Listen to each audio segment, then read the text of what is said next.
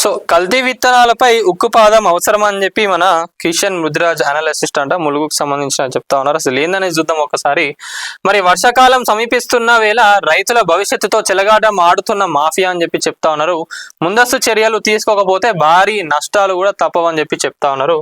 Yes, ఇది correct point. ఎందుకంటే మరి దీనికి సంబంధించిన మాఫియాను కూడా ఎవరు అరికట్టాలి అంటే అధికారులు మరి వాళ్ళతోనేమన్నా సెటిల్మెంట్ చేసుకున్నారా? మరి మీరు కూడా చూడాలి కదా, జాగ్రత్తలు చెప్పాలి కదా రైతులకు కూడా. ఎందుకంటే చాలా మంది రైతులకు కూడా దీనిపైన అవగాహన అనేది లేదు.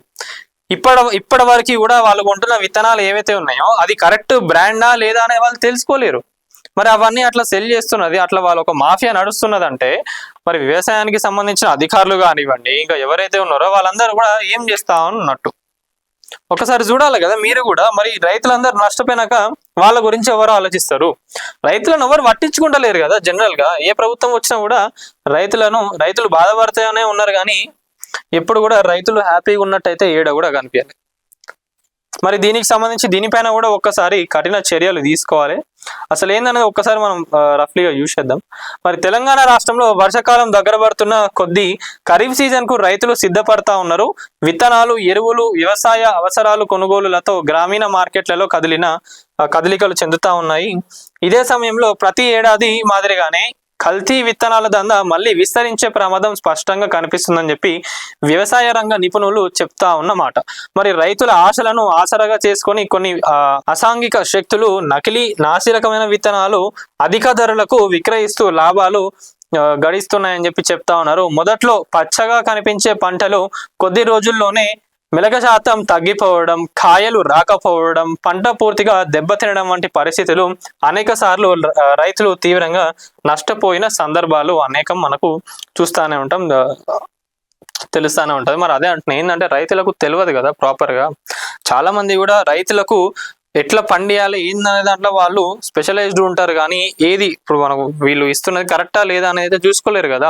ఎందుకంటే బ్యాగ్స్ పైన అన్ని ఇంగ్లీష్లో తెలుగులో రాసి ఉంటాయి. చాలా మంది కూడా చదువుకునే వాళ్ళు ఉంటారు, కాబట్టి వాళ్ళకు ఎవరు చెప్తారు ఇది కరెక్టా కాదా, ఇది మంచిదా కాదా అనేది ఎవరు చెప్తారు? మరి అధికారులు వచ్చేమన్నాడు చెప్తారా అంటే అది కూడా లేదు కదా. వీళ్ళు పోతారు, షాపులలో తీసుకొని వస్తారు. మరి వాళ్ళు ఏమైనా తనిఖీలు చేస్తారంటే అది కూడా కరెక్ట్గా ఉండదు. వాళ్ళు కరెక్ట్గా తనిఖీలు చేసి స్ట్రిక్ట్ ఆర్డర్స్ కనుక వాళ్ళు పాస్ చేసి యాక్షన్ తీసుకున్నట్లయితే అట్లాంటి సిచ్యువేషన్స్ ఉంటే జర వాళ్ళైనా భయపడుతుంటాయి. ఆ భయం లేదు కాబట్టి ఇట్లాంటి దందాలనే నడుస్తూ ఉన్నాయి, ఇట్లాంటి మాఫియా అంతా కూడా నడుస్తూ ఉన్నాయి.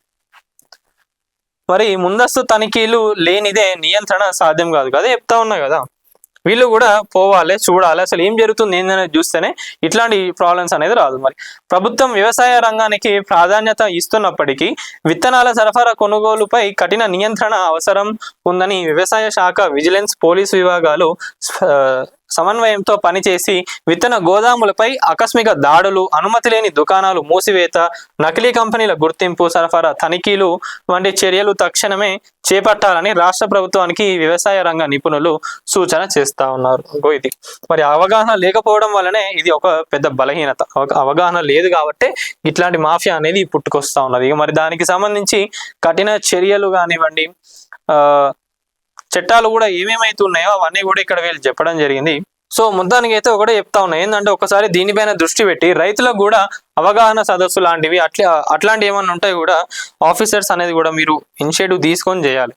అసలు ఏ పని అయితే ఎవరైతే చేయాలనో వాళ్ళు చేయకుండా వేరే డిపార్ట్మెంట్ వాళ్ళు సంబంధించి, అంటే వాళ్ళకంటే పాపం జనాల పైన కానివ్వండి రైతుల పైన ప్రేమ ఉన్నది కాబట్టి వాళ్ళు వచ్చి, మనం చూసుకున్నాం రీసెంట్ కూడా ఒక పోలీస్ ఆఫీసర్ కూడా వచ్చి రైతులను పంటలు ఇవన్నీ కాలవద్దు అని చెప్పి కూడా ఎవరు చెప్పాలి? జనరల్ గా ఎవరు చెప్పాలి? అవి అగ్రికల్చర్ ఆఫీసర్స్ ఎవరైతే ఉన్నారో వాళ్ళు చెప్పాలి. వాళ్ళు పని చేస్తలేరు కాబట్టే కదా మిగతా వాళ్ళు కూడా వచ్చి చెప్తా ఉన్నారు. మనకి ఎవరైతే ఇట్లా ఫైటర్స్ ఉన్నారో వీళ్ళందరూ వచ్చి కూడా అట్లా చేయకండి అని చెప్పి కూడా చెప్తా ఉన్నారు, కానీ పని చేసేటోళ్ళు మాత్రం పని చేస్తలేరు. మరి ఇట్లా వచ్చి చెప్పేటోళ్ళని వీళ్ళైనా చక్కగా చేస్తున్నారు అంటే అగో మీరు ఎందుకు వస్తా ఉన్నారు మా దాంట్లోకి అని చెప్పి వీళ్ళపైన మళ్ళీ వాళ్ళు ఫైర్ అవుతా ఉన్నారు. కానీ ఓవరాల్గా అయితే లాస్ట్కు నష్టపోయేది ఎవరు అంటే రైతులే నష్టపోతా ఉన్నారు. సో ఇట్లాంటి ఇష్యూస్ ఏవైతే ఉన్నాయో దయచేసి అధికారులు మీరు అలర్ట్గా ఉండాలి. అలర్ట్గా ఉండి రైతులకు ఎక్కడ కూడా నష్టం వాటిల్లకుండా చూడండి.